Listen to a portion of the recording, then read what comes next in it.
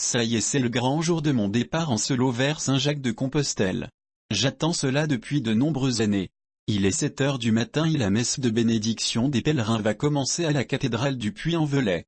Le temps est suspendu, c'est un pur moment de calme et de sérénité, il fait encore nuit dehors, et j'étais loin de me douter que la météo dehors serait moins clémente. Avant le grand saut vers l'inconnu, dernière prière devant Saint-Jacques, dernier soupir.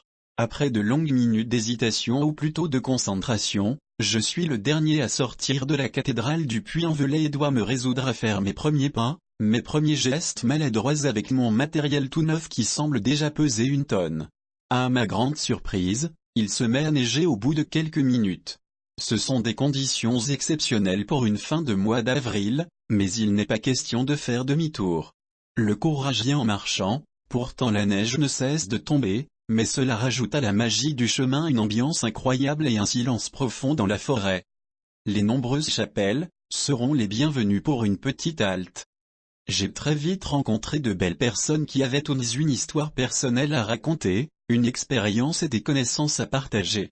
J'ai tout de suite compris que je ne marcherai jamais seul. Après avoir rejoint un groupe de marcheurs déterminés, c'est à ce moment précis que j'ai ralenti le pas pour prendre un peu de distance sur le moment présent en me posant un tas de questions. Pourquoi moi? Pourquoi partir sur ce chemin? Pour chercher quoi? Pour chercher qui? Les heures s'écoulent et les kilomètres passent sans même que je ne m'en aperçoive. Il semblerait bien que le chemin demi-tour ne soit plus possible. Je suis comme attiré par l'horizon aussi flou soit-il. La météo était tellement mauvaise pour une fin de mois d'avril que la municipalité avait décidé de fermer le chemin de randonnée pour nous dévier vers la route départementale. Il a fallu faire un choix difficile, suivre la voie de la raison, ou la voix intérieure qui nous murmurait de dépasser nos peurs. Après concertation avec mon ami rencontré quelques heures plus tôt, nous avons décidé de tenter l'aventure à travers bois, c'est la naissance de notre duo de choc. Le moment n'est plus à la réflexion ni aux hésitations. Il faut maintenant avancer pour trouver un endroit où manger et se mettre au chaud. Je suis parti avec l'idée courageuse de ne pas réserver d'hébergement et de me laisser porter par le hasard. Le fameux lâcher-prise, ne pas savoir où on dort, ce que l'on va manger, qui on va rencontrer, vivre simplement au moment présent et avancer, c'est peut-être cela la vraie liberté. Mon ami pèlerin rencontré quelques heures plus tôt a réservé une chambre dans une auberge. Il m'a proposé de le suivre. Pour ce soir au moins, je sais que je ne dormirai pas dehors. Mon prochain arrêt sera donc sur la commune de Saint-Privat d'Allier. Je suis heureux d'avoir rencontré aujourd'hui Damien avec qui j'ai partagé cette première journée mémorable.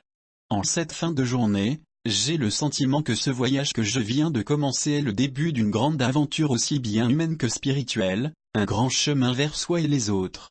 Le vent s'ajoutant au froid, la seule solution pour se réchauffer est de continuer à marcher avant que ne tombe la nuit.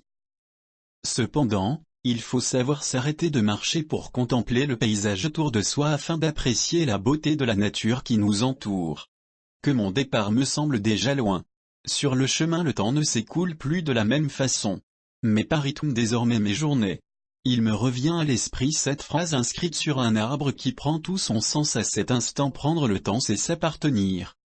Peu importe jusqu'où j'irai, l'important ce n'est pas la destination mais c'est bien le voyage.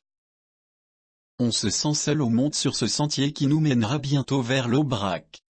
On est juste content d'être là, à cet endroit, à ce moment précis, seuls au monde, pas de bruit de voiture, pas d'avion non plus, juste le chant mélodique des oiseaux. Le territoire où se trouve l'Aubrac est un immense plateau volcanique et granitique. Les murets de pierre guident nos pas. C'est unique, infini, envoûtant, magique. Cet environnement de l'Aubrac ramène à l'authentique. Heureux qui, comme Ulysse, a fait un beau voyage. Il est temps de prendre le temps. Même en fermant les yeux, j'ai encore des paysages plein la tête. Quelle belle étape!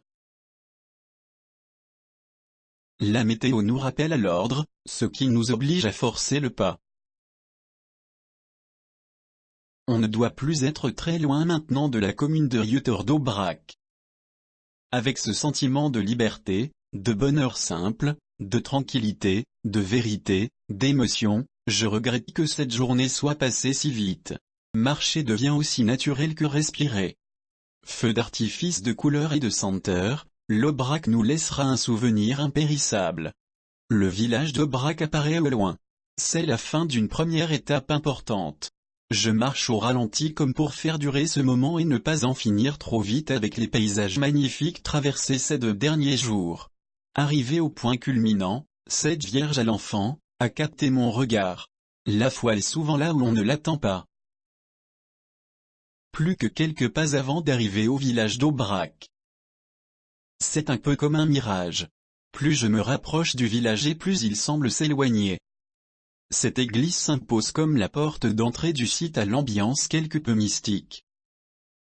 Au loin j'aperçois comme une borne de signalisation.